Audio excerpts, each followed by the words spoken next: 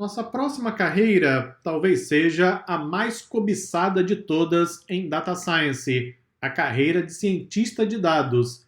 O termo cientista de dados surgiu em 2012 na famosa frase cientista de dados, a profissão mais sexy do século XXI, frase que fazia parte de um artigo na Harvard Business Review, uma revista famosa que existe até hoje, por sinal. Vou colocar o link para você na seção de links úteis. Quando esse termo surgiu, e é em inglês, não é? Data Scientist, e depois, claro, cientista de dados, que é o termo em português, simplesmente houve uma explosão no mercado de trabalho de um modo geral, muitos profissionais buscando a carreira e muitas empresas buscando os profissionais capacitados.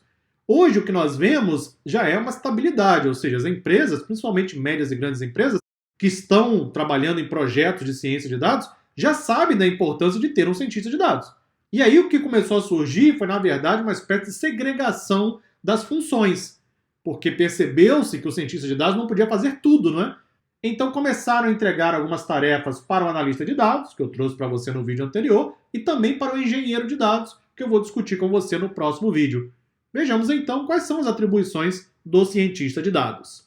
Empregar os programas de análise, aprendizado de máquina, machine learning, e métodos estatísticos para preparar os dados para uso em modelagem preditiva e prescritiva. Uma das principais atividades de um cientista de dados é trabalhar com machine learning e modelagem estatística. Portanto, esse conhecimento é fundamental. Nós vamos usar machine learning em todos os projetos de data science? Talvez não, vai depender sempre do projeto e do problema que estamos tentando resolver. Mas eu posso usar machine learning para uma série de tarefas. Eu posso construir um modelo preditivo, ou eu posso tentar buscar padrões em dados, tentando encontrar anomalias, por exemplo, e também empregaria, nesse caso, machine learning. Mas não é obrigatório o uso de machine learning em todo o projeto de data science, depende sempre, claro, do objetivo final. Explorar e analisar dados de uma variedade de ângulos para determinar fraquezas escondidas, tendências e ou oportunidades. Tem uma frase que eu digo bastante lá na formação científica de dados, que é a seguinte: um dos trabalhos, uma das atividades do cientista de dados é responder a perguntas que ainda não foram feitas. Ou seja, a área de negócio talvez não saiba o que ela está procurando, simplesmente porque ela não conhece os dados e não sabe explorar os dados porque não é trabalho da área de negócio. Sendo assim, eu vou até a área de negócio, identifico o problema que eles acham que existe. Eu então busco os dados, começo a explorar, buscar tendências, detectar padrões, percebo que tem muito mais do que aquilo que a área de negócio pediu. Ou seja, eu vou responder perguntas que não foram feitas. O profissional que tem essa habilidade, com certeza será um profissional bem diferenciado no mercado de trabalho. Conceber soluções orientadas a dados para os principais desafios da empresa. Desafios são muitos, né? Aliás, desafio que não falta em qualquer empresa. Criar novos algoritmos para resolver problemas e usar ferramentas para automatizar o trabalho.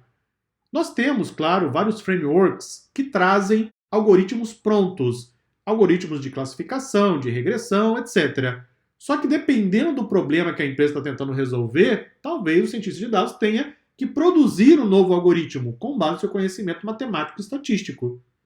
Inclusive, nós praticamos isso no curso Matemática para Data Science. Lá os alunos aprendem como construir algoritmos de aprendizado de máquina a partir do zero. Atuar com o engenheiro de dados para extrair grandes volumes de dados de múltiplas fontes internas e externas. De fato, até mais ou menos uns 5 anos atrás, praticamente não existia a figura do engenheiro de dados. Como resultado, o cientista de dados tinha que fazer quase tudo. Só que aí percebeu-se que é inviável, não é? Como que eu vou analisar os dados, limpar os dados, vou preparar o modelo preditivo, vou treinar o modelo, vou buscar os dados, vou armazenar, vou colocar o modelo em produção? Dá muito trabalho fazer tudo isso. Sendo assim, a função do engenheiro de dados começou a ganhar cada vez mais espaço no mercado à medida que o engenheiro de dados assumiu a responsabilidade de ser o responsável pela infraestrutura de dados. Nós falamos mais sobre essa carreira daqui a pouco no próximo vídeo. Comunicar previsões e resultados para a gestão e áreas de negócio, através de visualizações de dados eficazes. Assim como o analista de negócios, o cientista de dados tem que saber se comunicar com a área técnica e com a área de negócio. Não adianta desenvolver somente habilidades técnicas, porque você não vai ficar apenas construindo código para modelo de machine learning. Não é esse o seu trabalho. O seu trabalho como cientista de dados é resolver problemas de negócio. Vai interagir com a área de finanças, vai interagir com a área de contabilidade, com a área de RH. Tem que saber se comunicar com essas áreas, tem que saber buscar as necessidades, tem que saber transmitir o resultado do seu trabalho. A área de negócio não quer saber se você vai usar Python ou R. Não quer saber se o seu modelo vai ter otimização de hiperparâmetros ou não. Não estão interessados, sabe nem o que é isso. Eles querem saber o seguinte: você aplicou Machine Learning, ciência de dados, ok. Isso vai aumentar as vendas como? Quando? Eu vou conseguir mais clientes? Como eu reduzo custos? Você tem que pegar o seu trabalho técnico e traduzir para aquilo que a área de negócio espera. E nós praticamos bastante isso, inclusive na formação cientista de dados aqui na DSA.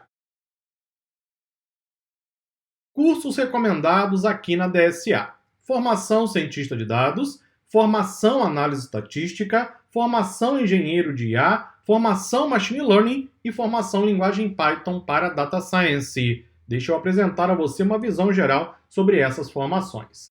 A formação cientista de dados e a formação análise estatística, elas são complementares. Eu sempre recomendo que o aluno comece pela formação cientista de dados. Por quê? Porque, primeiro, o ideal é você aprender o processo, a visão geral de como funciona a ciência de dados. Na formação cientista de dados, você vai encontrar vasto material sobre todo o processo de ciência de dados, sobre análise estatística, sobre machine learning, visualização de dados, construção e treinamentos de modelos de aprendizado de máquina e realmente vários projetos do início ao fim em diversas áreas de negócio. Quando você conhecer o processo e então sentir a necessidade de estudar mais a fundo matemática e estatística, temos a formação adequada para isso, que é a formação análise estatística. Está claro? A formação engenheiro de IA é uma continuação da formação cientista de dados. Por quê? Na formação cientista de dados, abordamos machine learning e inteligência artificial em nível intermediário. Se o aluno quiser subir alguns degraus, estudar em nível mais avançado, a formação engenheiro de IA é a ideal. Temos ainda duas outras formações para aqueles que querem estudar apenas machine learning, querem se especializar em aprendizado de máquina, e para aqueles que querem trabalhar com ciência de dados, análise de dados, machine learning, usando somente linguagem Python.